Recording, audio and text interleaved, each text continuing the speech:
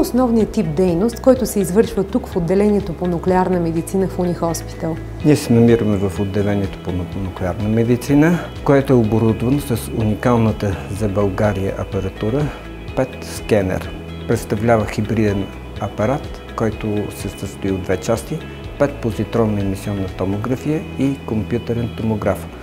Позитронната емисионна компютърна томография позволява да се извършва ранна диагностика на молекулярно ниво. Благодарение на този апарат да се визуализират много ранно туморният процес и да бъде оценен неговият глюкозен метаболизъм.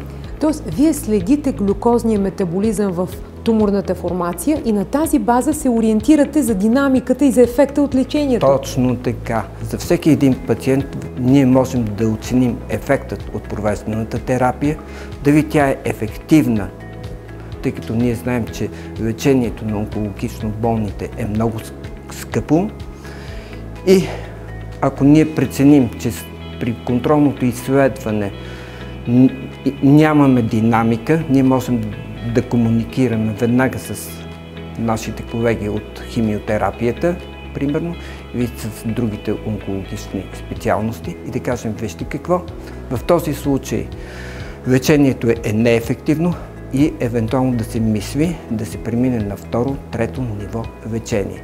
Това може да стане благодарение на този тип апаратура. Дозата облъчване, която един пациент, лягайки тук, получава, е опасна или е безопасна? Естествено, това е PET скенер. Ние работим с изотопии. Апаратът е оборудван и с компютърен томограф, така че облъчване има. Но дозите, които се получават за пациентите, са минимални. А колко време продължава едно стандартно изследване? Едно стандартно изследване продължава около 15 минути. Ние говорим за времето, когато пациентът се бъде поставен вече на апарата. Преди това има един подготвителен период, който продължава около 1 час, час и половина. Доктор Чиков, какъв тип пациенти идват тук и в какъв стадий са тези пациенти?